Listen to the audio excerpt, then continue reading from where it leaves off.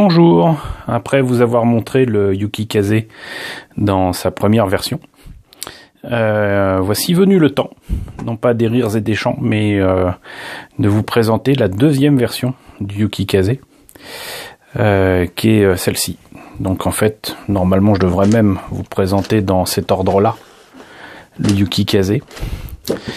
Je vais spoiler un petit peu, mais à un moment, le Yuki Kaze première version que je vous ai présenté dans la précédente vidéo s'auto-détruit ou un truc dans le genre. Mais la particularité de cet avion, c'est que non seulement il a un pilote un peu spécial, mais surtout il est doté d'une intelligence artificielle. Et cette intelligence artificielle, c'est elle en fait qui est vraiment appelée Yuki Kaze.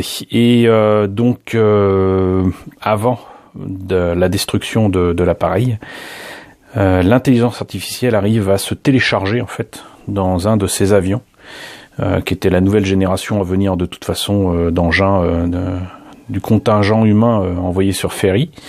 Et donc du coup il modifie l'appareil pour le faire en sorte qu'il soit piloté par deux humains. Et cet appareil aussi a la particularité de faire exactement comme pour les aliens de Ferry, d'avoir cette espèce de camouflage optique et peut-être capacité à aller beaucoup plus vite. Avec quelque chose sur le fuselage. J'avoue que je ne me rappelle plus exactement ce qu'il en est, mais le fait est que la technologie semble quand même franchement empruntée aux aliens de Ferry.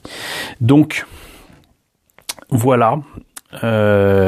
C'est donc la deuxième version du Yuki Kaze qui se trouve ici, déclinée comme pour la précédente maquette en 3 versions. C'est peu ou prou la même maquette, si ce n'est que ici vous avez un cockpit, là vous ne l'avez pas, c'est un drone, hein, ni plus ni moins. Et là c'est la même chose qu'ici, sauf que vous avez de beaux décalques rouges à placer dessus. Même réflexion que pour les précédentes maquettes, donc EX Model, gamme de Bandai un peu particulière, là donc spécialement sorti pour des maquettes de Yuki Kaze, les OEV, donc je vous présente d'ailleurs les volumes 2 et 3 qui étaient sortis en France chez Biz. Je vous conseille d'ailleurs celui-ci, s'il n'est pas intéressant en tout cas, l'épisode, que je vous dise pas de bêtises, l'opération 4, c'est, ou peut-être même l'opération 3. Bon, il me semble que c'est l'opération 4 où ils reviennent sur Terre et cette scène avec le Yuki Kaze qui approche d'un porte-avions qui l'a d'ailleurs sauvé d'une attaque d'engins venus de Ferry, ressemble quand même à s'y méprendre à ce qu'on voit justement dans le film dont je vous parlais, qui est donc Furtif. Voilà, s'il y a un moyen de prouver que Furtif est pompé sur ses OEV, je pense que on l'a trouvé avec cet épisode-là. Donc, série d'OEV lancée en 2002. Si je me rappelle bien, ça s'est terminé des années plus tard, genre en 2005. Mais voilà, donc maquette au 1/100e. Sur le X modèle, j'ai pas dit pour les autres numéros, mais là c'est les numéros 14, 17 et 24. Le prix évolue aussi d'un modèle à un autre. Peut-être en ont-ils fait moins l'un après l'autre justement. Celui-ci par exemple est 3500. Le drone, le FRX 99 est à 3500 aussi. C'est cool. Et si je me trompe pas, celui-ci devrait être beaucoup plus cher. Voilà. Et là, celui-là était à carrément 4000 yens. Donc ça nous fait, on va dire dans les 40 euros. Là, ça fait dans les 35 euros. Et celui-ci, donc aussi 35 euros. Donc voilà. Les prix sont identiques pour ces deux-là. Celui-là a augmenté de prix certainement à cause des pièces supplémentaires ou surtout de la planche de décalco Comme quoi l'économie des maquettes c'est quelque chose d'assez particulier. J'en ai pas parlé, j'ai pas développé sur la précédente vidéo, mais le fait est que les prix adoptés par Bandai sont en fonction du nombre d'exemplaires qui sortent et qui sont vendus. Et les EX modèles sont en fait prévus pour être des maquettes tirées à petit tirage. Voilà, c'est pas des millions d'exemplaires qui sortent et qui leur permettent de faire des maquettes à quelques centaines de yens.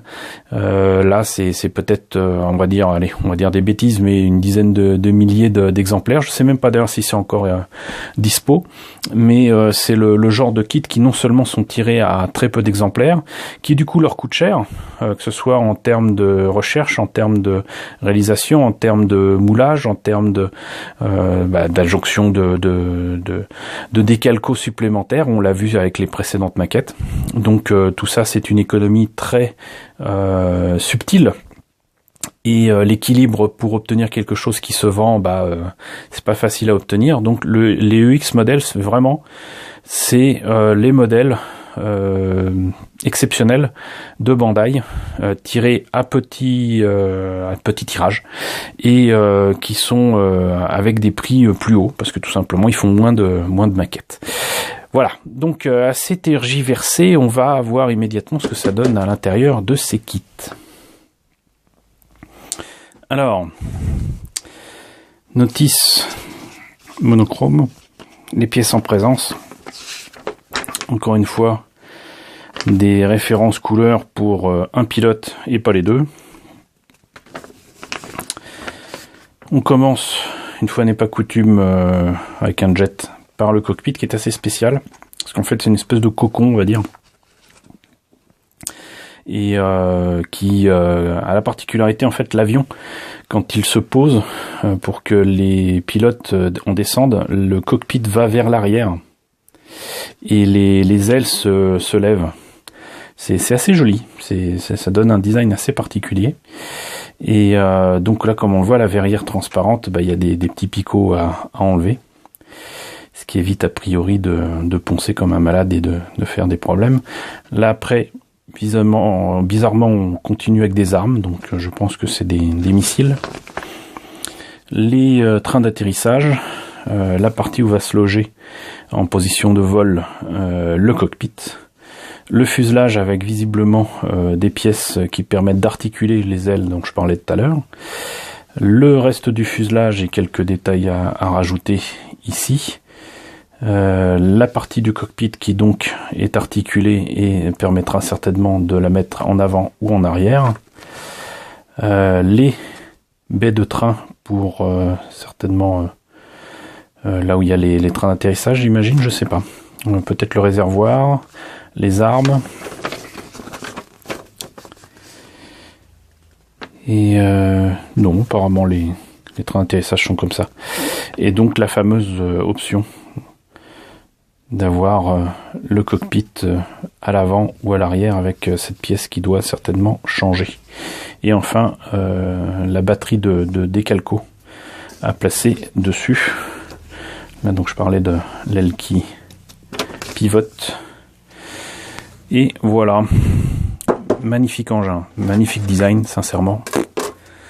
Si les OEV valent pas grand chose, le design par contre impeccable. Deux grappes identiques pour donc les missiles. Là j'imagine que ce sont les petites pièces, c'est tout petit, les petites pièces donc pour l'articulation des ailes. C'est en métal évidemment. Une grappe avec les pilotes qui sont donc au 1/100. La verrière transparente pour cette version du Yuki-Kaze.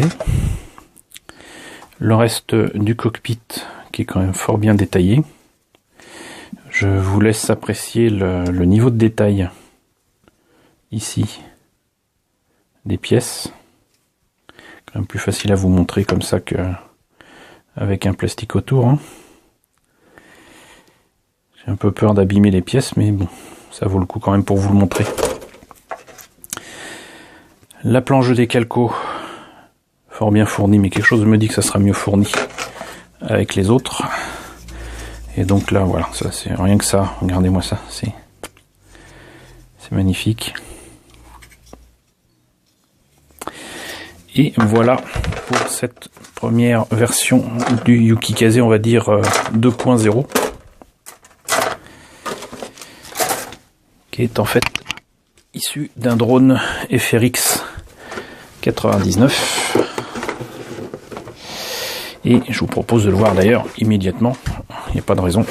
Hop, voilà.